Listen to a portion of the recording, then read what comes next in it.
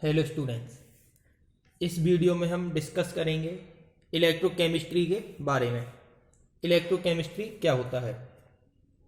The branch of chemistry that deals with the electrical and chemical phenomenon simultaneously. Chemistry की वो branch जिसमें हम electrical और chemical phenomenon को एक साथ स्टडी करेंगे। इस चैप्टर में सबसे पहले हम कंडक्टर्स के बारे में समझते हैं। कंडक्टर्स आप सभी जानते हैं कंडक्टर्स क्या होते हैं। Which allow to pass electricity, जो इलेक्ट्रिसिटी को पास होने देते हैं। कंडक्टर दो टाइप के होते हैं। एक होता है मेटेलिक कंडक्टर्स, एक होते हैं इलेक्ट्रोलाइटिक कंडक्टर्स। मेटेलिक कंडक्टर्स जिनमें इलेक्ट्रिसिटी इलेक्ट्रॉन की वजह से पास होती है। इलेक्ट्रोलाइटिक कंडक्टर्स जिनमें इलेक्ट्रिसिटी किसकी वजह से पास होती है? आयंस की वजह से। तो इस चैप्टर में हमें मेटेलिक कंडक्टर्स के बारे में नहीं पढ़ना है, हमें पढ़ना है इलेक्ट्रोलाइटिक कंडक्टर्स के बारे में। शॉर्ट में इन्हें हम इलेक्ट्रोलाइट्स भी बोलते हैं। इलेक्ट्रोलाइट्स इलेक्ट्रिसिटी कंडक्ट आयंस की वजह से कंडक्ट करते हैं। अब हम देखेंगे किस तरीके से। एक एग्जांपल हम लेते हैं NaCl। NaCl एक इलेक्ट्रोलाइट होता है। NaCl जब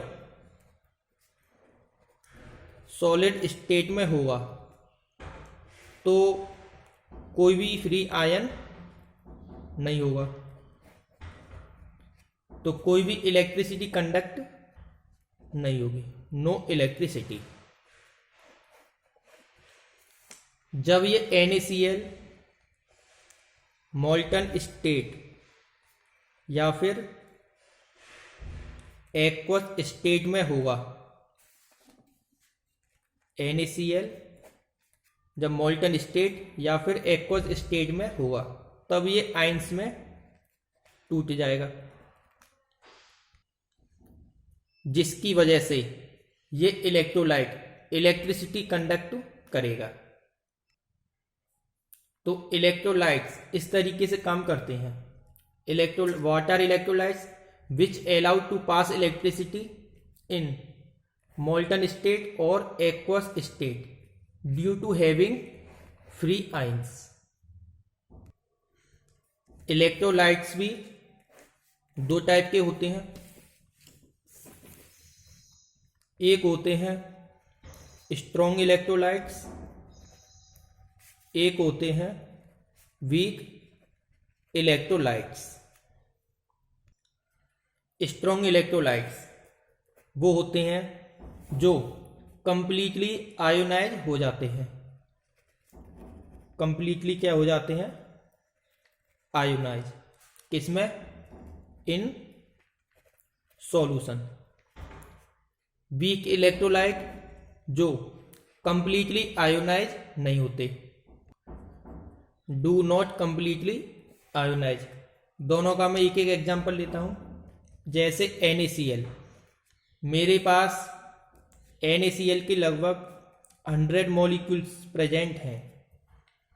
जब इस NaCl को मैं वाटर में डिजोल्व करूंगा तो लगभग 100 मॉलिक्यूल्स Na पॉजिटिव और Cl नेगेटिव इनमें आयोनाइज हो जाएंगे।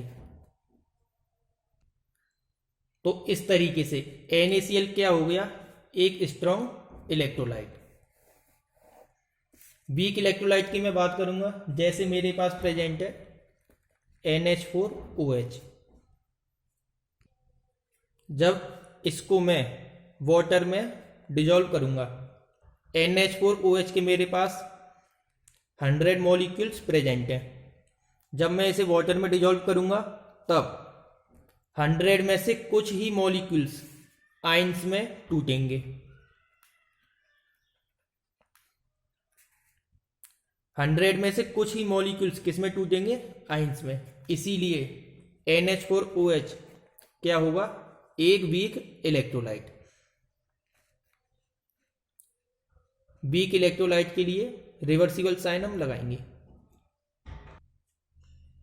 चलिए एक बार रिवाइज करते हैं जो अब तक हमने पढ़ा है। इलेक्ट्रोकेमिस्ट्री, केमिस्ट्री की वो ब्रांच जिसमें हम इलेक्ट्रिकल और केमिकल फिनोमिनन्स को एक साथ पढ़ते हैं।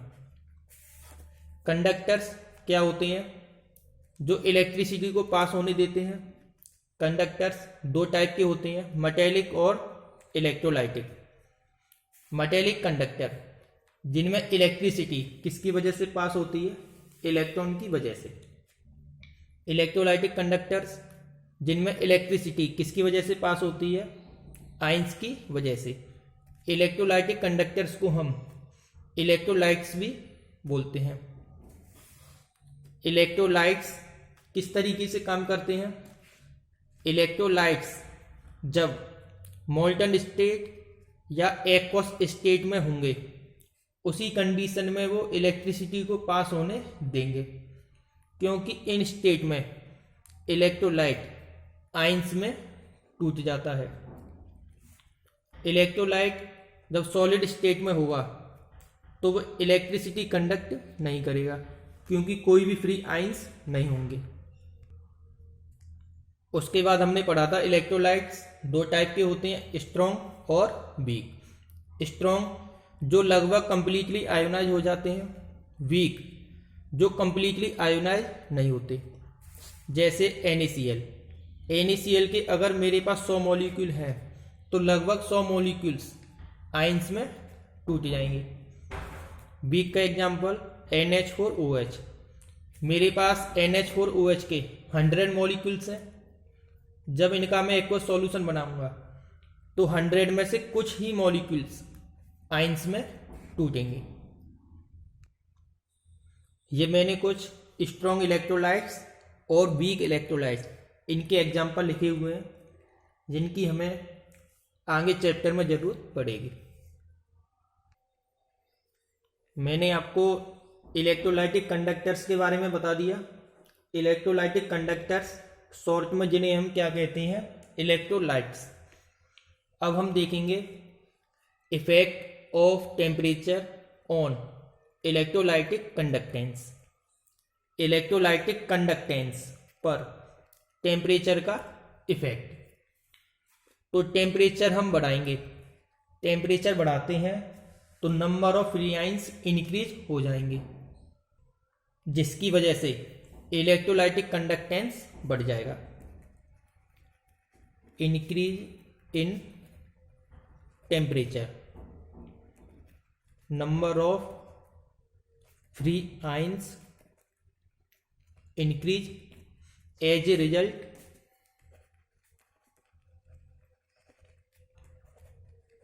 Electrolytic conductance increase. टेम्परेचर बढ़ाने पर फ्री आयंस की संख्या बढ़ जाती है, जिसकी वजह से इलेक्ट्रोलाइटिक कंडक्टेंस बढ़ जाएगा। फॉर एग्जांपल मेरे पास NH4OH है। कौन कौन से आयंस में ये टूटता है? NH4 positive plus OH negative. जब मैं टेम्परेचर बढ़ाऊंगा तो ज़्यादा NH4OH इन आयंस में टूट जाएगा, इनके नंबर्स बढ़ जाएंगे। इनके नंबर्स बढ़ते ही इलेक्ट्रोलाइटिक कंडक्टेंस इंक्रीज हो जाएगा।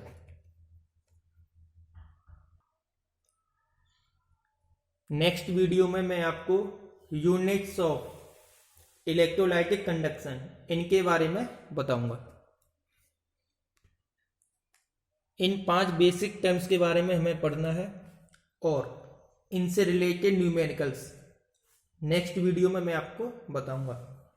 सबसे पहली basic unit resistance, second resistivity जिसे हम स्पेसिफिक रेजिस्टेंस भी कहते हैं। थर्ड कंडक्टेंस, फोर्थ कंडक्टिविटी जिसे हम स्पेसिफिक कंडक्टेंस भी बोलते हैं। Fifth unit molar conductivity. In 5 basic units के बारे में पढ़ना है रिलेटेड टू इलेक्ट्रोलाइटिक कंडक्शन।